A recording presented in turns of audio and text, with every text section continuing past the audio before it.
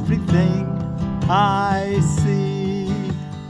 God is in everything I see. God is in that tree yonder. God is in that guitar. Now you just pick whatever you see in your field of vision. And let's take a couple minutes and just say, and I'll hum it.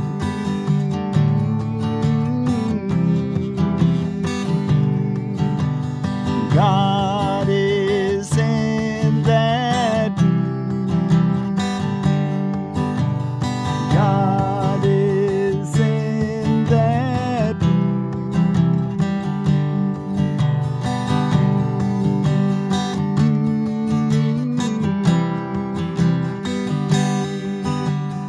God is in that.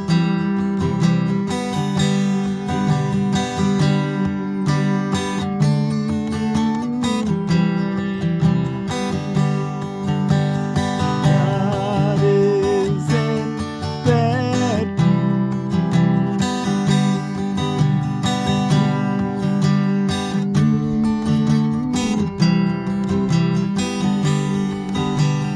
God is in that. Just keep looking around.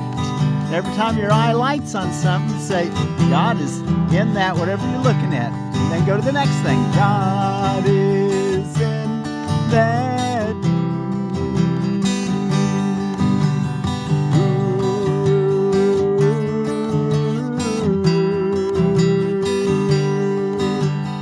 God is in that.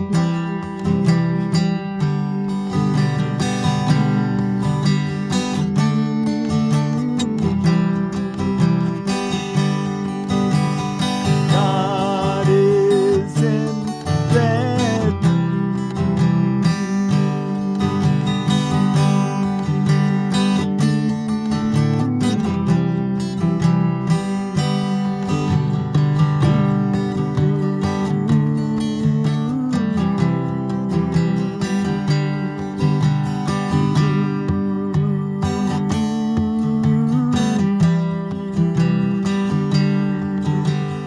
God is in everything I see. God is in everything I see. God is in everything I see. Well, thank you all so much for joining me today and studying A Course in Miracles. I'm Forgiveness Willie, teaching forgiveness from the Ozarks. The wind's not blowing today, the sun's shining, and it's a cold day. I think it got down to 4 degrees last night, or 4 below zero, actually, here in the Ozarks. I'm Forgiveness Willie, teaching forgiveness from the Ozarks here at my home place. And it's a Monday for me, but this will be for our lesson 29 for Thursday, January the 29th of 2026. God is in everything I see. The idea for today explains why you can see all purpose in everything. It explains why nothing is separate, by itself, or in itself. And it explains why nothing you see means anything. In fact, it explains every idea we have used thus far and all subsequent ones as well. Today's idea is the whole basis for vision. Okay, this is a really important idea then. He says it's the basis for all the exercises we've already done, and it'll be the basis for all the exercises we're going to do.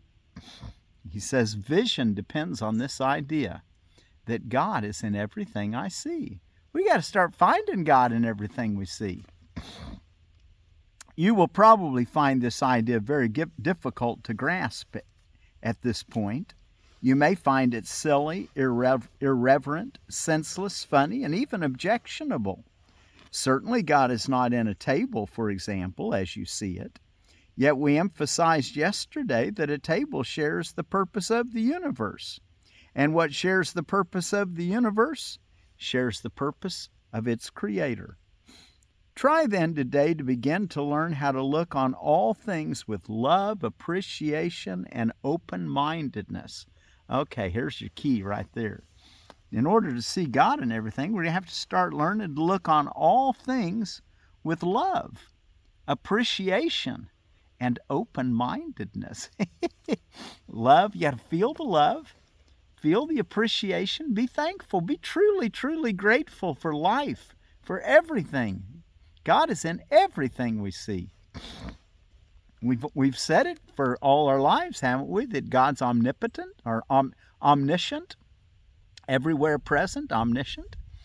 Well, now we're going to get to feel it, live it, and live as if we actually believe it.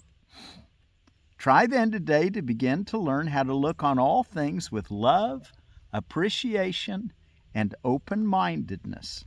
You do not see them now. Would you know what is in them? Nothing is as it appears to you. Its holy purpose stands beyond your little range. When vision has shown you the holiness that lights up the world, you will understand today's idea perfectly. When vision, let's look at it again. Find out. When vision has shown you the holiness that lights up the world, you will understand today's idea perfectly. And you will not understand how you could ever have found it difficult. Our 6 2-minute practice periods for today should follow a now familiar pattern. Begin with repeating the idea to yourself. God is in everything I see. And then apply it to randomly chosen subjects about you, naming each one specifically, trying to avoid the tendency towards self-directed selection, which may be particularly tempting in connection with today's idea because of its wholly alien nature. Remember that any order you impose is equally alien to reality. Your list of subjects should therefore be as free of self-selection as possible. For example, a suitable list might include God is in this coat hanger, God is in this magazine, God is in this finger, God is in this lamp, God is in that body, God is in that door, God is in that wastebasket. God is in that wastebasket. I remember last year when we were doing this lesson, I said, whether I don't know if it was this lesson, but the extremes of our mind, God is in an altar. Well, yeah, that'd be an easy one to kind of comprehend. But is God in the compost bucket? Is God in the toilet? God is in that, whatever your eye lights on. We learn to see that God's everywhere, really with no exceptions.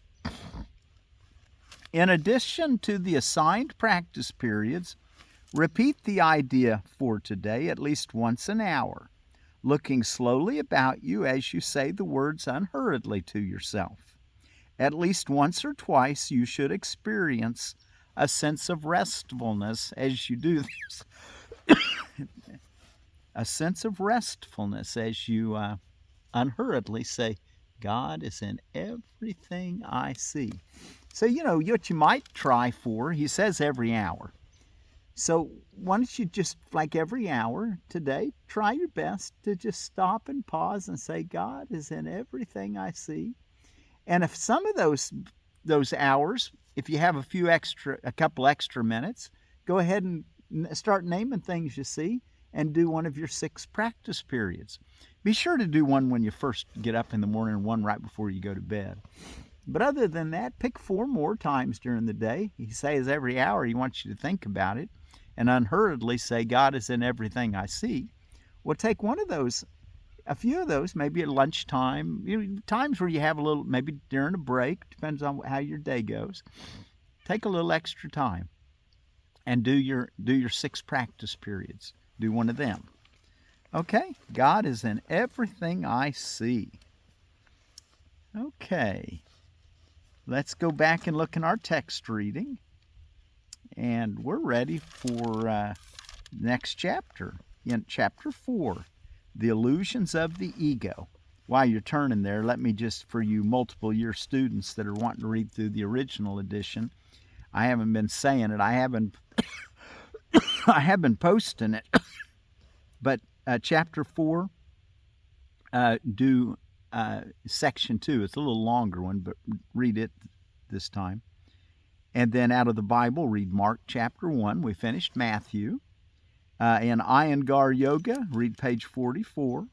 And out of A Course of Love, read chapter 7, paragraphs 9 through 14.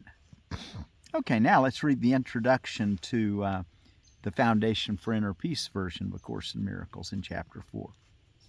The Illusions of the Ego. Introduction. The Bible says that you should go with a brother twice as far as he asks. It certainly does not suggest that you set him back on his journey. And that was something that Jesus said there on the Sermon on the Mount in chapter 5, verse 41. It's recorded of him saying it. The Bible says you should go with a brother twice as far as he asks. It certainly does not suggest that you set him back on his journey.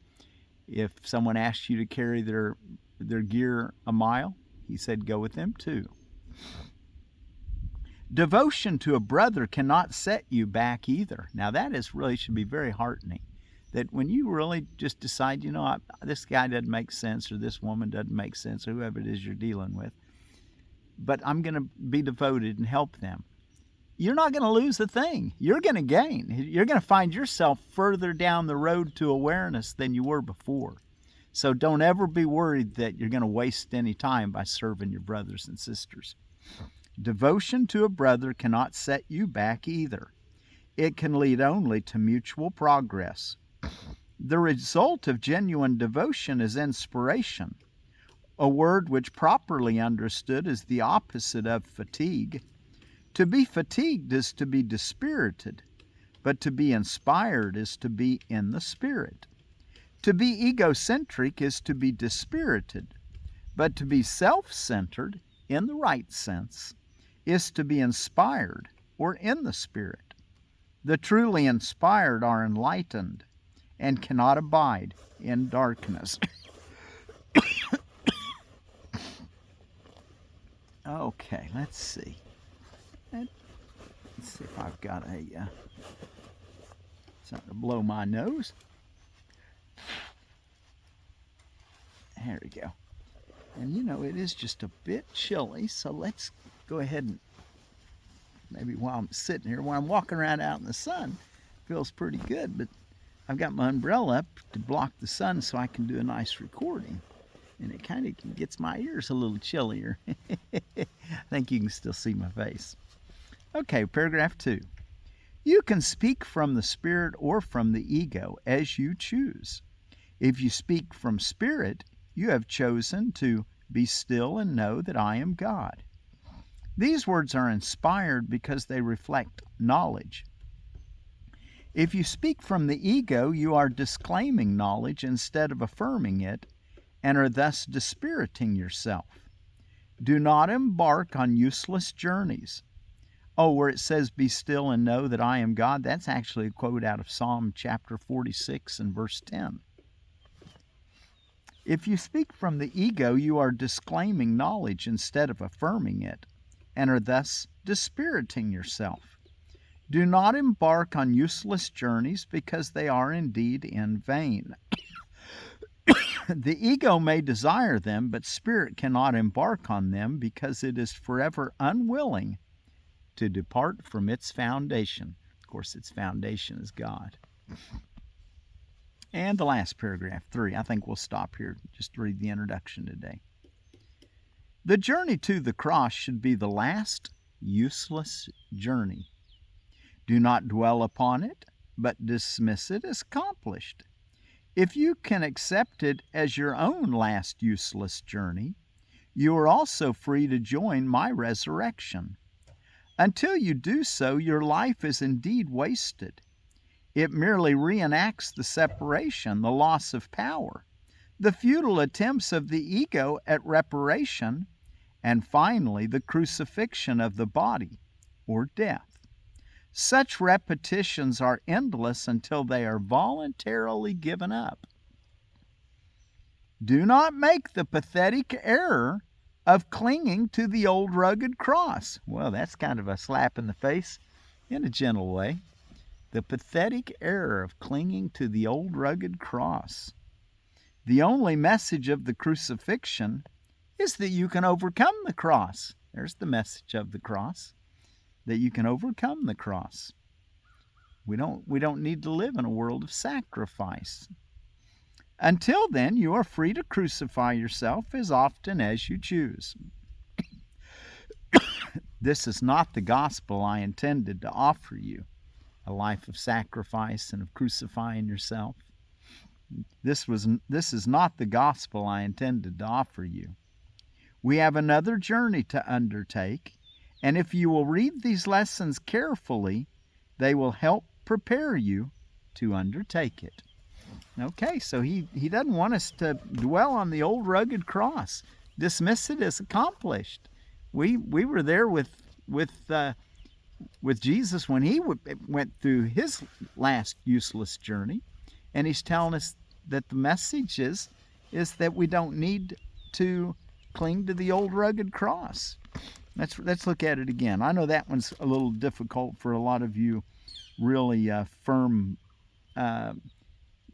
people that thought you were believing what the Bible taught. I can't really say Bible believers, because he said that's not the gospel I intended to offer you. The only message of the crucifixion is that you can overcome the cross. Jesus overcame it. And he says, you can too. You don't have to get crucified. Until then, you're free to crucify yourself as often as you choose. But this is not the gospel I intended to offer you. We have another journey to undertake, and if you will read these lessons carefully, they will help prepare you to undertake it. So are you reading them carefully? Are you really trying to get everything you can out of it? Okay. Well, let's see what's going on around the world today. The Hopi people have their tribal winter dance today. And you know, the other day I said that it was new moon, and it did say that when I was looking at it. Ramadan is continuing, as I understand. But I'm not so sure now, because I looked up and I was looking, well, that's not a new moon. So I'm not sure. Do your own research if it's new moon. It's been cloudy, so I haven't been able to watch, but I saw it yesterday, and of course I'm a few days earlier. But I'm thinking that doesn't look like we're coming into a full moon in 3 days to me. But maybe we are. Maybe I just looked at it wrong. Okay, it's Curmudgeon's Day. I found on Holidays and Observances. If you're a curmudgeon, it's time to start practicing this new way of looking, that God is in everything you see, and begin to, how do you say it? Look on all things with love, appreciation, and open-mindedness. That should turn the curmudgeon into a saint, which we're all really saints anyway. Free Thinkers Day. Of course, I expect that's because it's Thomas Paine Day. I expect he was born on this day. I didn't look it up, but he was born in 1737 and died in 1809.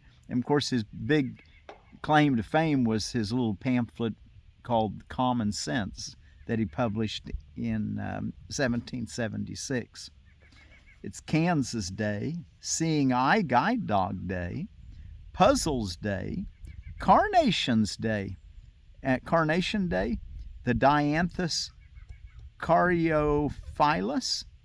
You know, I'd like to grow a bunch of carnations. I just love carnations. They smell so good. I've never been real good at growing them. but I do want to try to learn how. And corn chip day, the Zia Mays. I don't know that corn chips are all that good for you, but this is the day for them. And then I've got another plant that I want to take a little time talking about. We may take another day or two talking more about this. I just learned about it yesterday, and I'm going to put a link that you can learn about it too. It's called tomorrow leaf, also known as Ashitaba. Its genus and species its genus is Angelica, and its species is Keiskei. Keiskei. Is that Keiskei or Keiskei? Anyway, and then there's a word after that, Quoidsum, probably the variety, or a particular cultivar, Quoidsum. Angelica, Keiskei, Quoidsum. Anyway, Ashitaba, or tomorrow leaf. I went ahead and ordered 100 seeds. I want to try to grow it. It's an amazing plant. Look what it says of it. It's there was at the University of Grass in Australia. They researched it, and it's native to Japan, one of the Japanese islands, or a few of them maybe. And in 2019, the University of Grass published a paper on it in the Nature Communications. And anyway, it says in there that it's high in antioxidants. That rivals blueberries. It has higher chlorophyll than spirulina. It includes B12, which is very unusual for plants, but it has B12. It's high in many minerals and vitamins. But the main thing is a DMC trigger. And that DMC, that's short for a chemical, but it promotes autophagy, which is the same thing we do when we fast. It basically, autophagy is cell cleaning, and when you're fasting, your body goes into autophagy, cleaning the cells. Well, this plant actually does it, and many just automatically does it, and many centenarians, I guess they call them, have eaten this every day. They're in its native land. It's used. It has kind of a flavor, evidently, of kind of cross between celery and parsley. Anyway, tomorrow leaf. If you want to get it, I found it on Nira Seeds. I actually ordered some there, and the title of this YouTube I found this on is "The Longest Living People on Earth Eat the Plant Daily," and it's zone 7 through 10. But I found earlier that it'll grow even in zones 4 up to 12. So basically everywhere. It's just whether or not you're going to grow it as a perennial or an annual. But it is a biannual. It's going to die in 2 years anyway.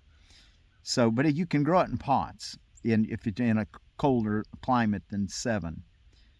Anyway, I just thought, well, tomorrow leaf, and you can just cook it like a green, and you use it like a green. Maybe it's got a little stronger flavor. Might be a kind of a green that you would use more of a spice. Maybe, I'm not exactly sure. I like real pretty looking green plant, and we were talking a lot about different greens that we can eat. So I thought, well, let's talk about tomorrow leaf, Ashitaba. Okay, and then our word for peace, we're going to get it from the Good Hope people, the Dutch ancestors called the Afrikaans of South Africa, and their word for peace is Vrede. So Vrede be with you, Vrede. Okay, let's see. I'm trying to warm my fingers up so I can do my recording now, or not my recording, my song. Let's take another 2 minutes and close with our singing our song. And you just look around and tell yourself, God is in everything I see, and then God is in that, and whatever your eye lights on, say it. And remember, today we want to start learning to see the love and the appreciation And we want to have love, appreciation, and open-mindedness throughout the day. Okay?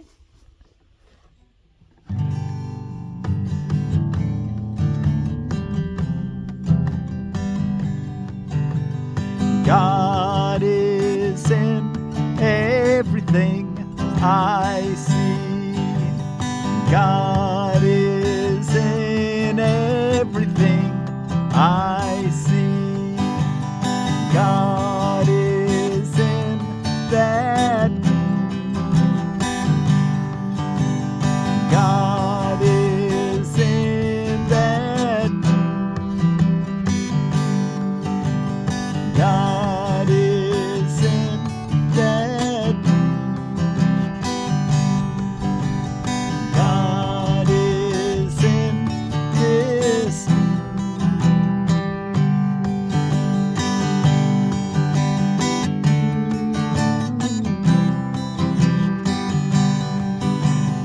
God is in this. God is in this.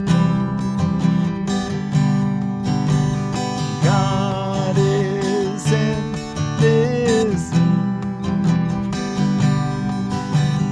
God is in this.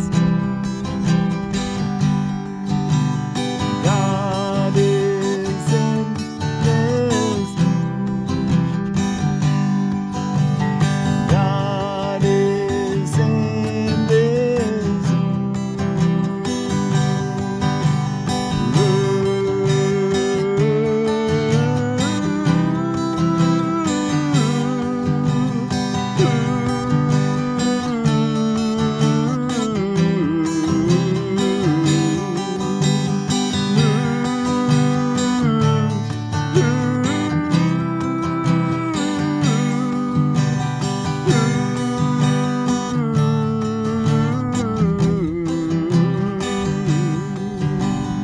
God is in that. God is in that. God is in everything I see.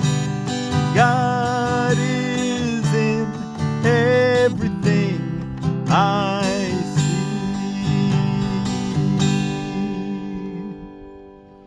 God is in everything I see.